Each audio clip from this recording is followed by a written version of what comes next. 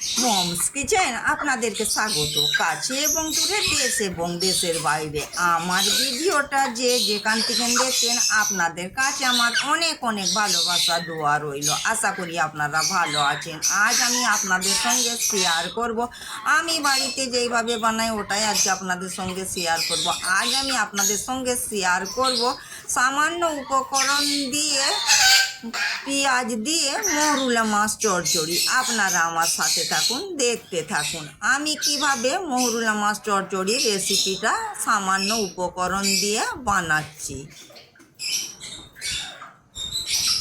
Hello বন্ধুরা, এগুলো কি মাছ বলতে পারবেন? আমরা বলি মৌরলা মাছ। মৌরলা মাছটাকে কুটা বাছা করে পরিষ্কার করে আমি ধুয়ে ফেলবো।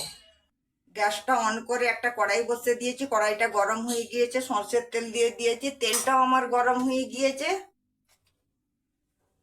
আমি এই যে পেঁয়াজটা দিয়ে দিলাম।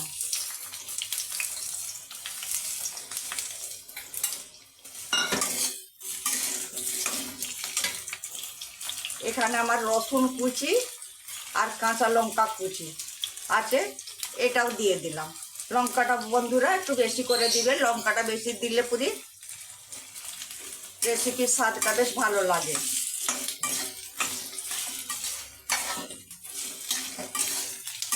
গ্যাসটা মিডিয়াম ফ্লেমে করে দিলাম।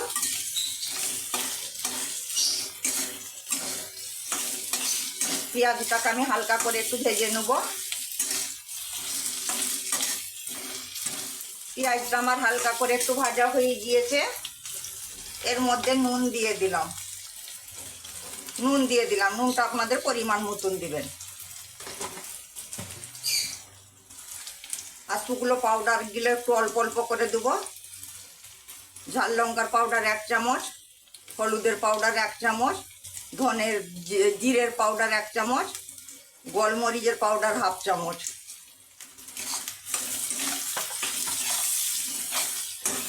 একটু পানি দিয়ে দিলাম।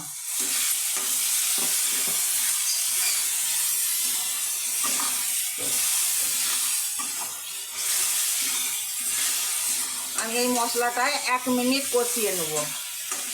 মশলাটা আমার 1 মিনিট কষানো হয়ে গিয়েছে।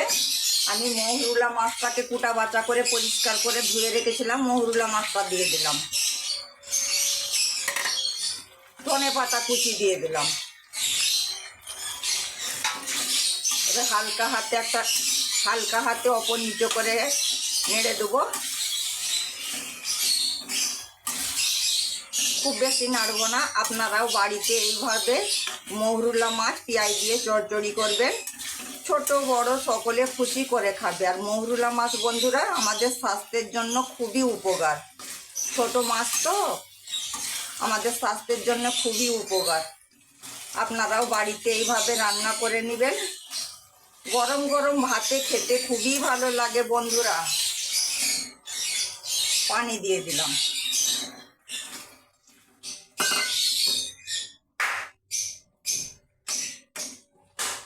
আপনারাও বাড়িতে এইভাবে মৌরলা মাছ পেঁয়াজ দিবেন। পেঁয়াজটা একটু বেশি লাগবে বন্ধুরা। পেঁয়াজটা বেশি দিলে পুরি বেশ মৌরলা মাছ চচ্চড়িটা খেতে খুব ভালো লাগে। গরম গরম ভাতে খেতে খুবই ভালো লাগবে। আপনারাও বাড়িতে এইভাবে বানিয়ে নেবেন। আশা করি ভালো লাগবে। আর কেমন লাগলো বন্ধুরা আমাকে কমেন্টে জানাবেন। 2 মিনিটের জন্য ঢেকে দিলাম।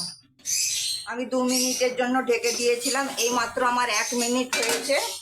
আমি একটু জিরের পাউডার, এই যে বন্ধুরা জিরের পাউডার ওপর দিয়ে একটু ছড়িয়ে দিচ্ছি। জিরের পাউডারটা দিলে বন্ধুরা এই মৌরলা মাছ চচ্চড়ির রেসিপিটা খুবই ভালো লাগবে, স্বাদটা অনেকটাই বেড়ে যাবে। আবার আমি হালকা হাতে একটু নেড়ে দেবো।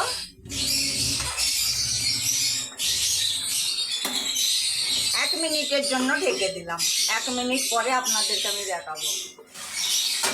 এই যে বন্ধুরা 2 মিনিটের জন্য ঢেকে দিয়েছিলাম। 2 মিনিট আমার হয়ে গিয়েছে।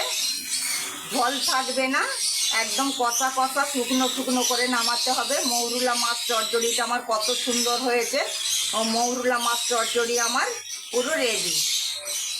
আমার পেঁয়াজ দিয়ে মহুরুলা মাছ চচ্চড়ি পুরো রেডি।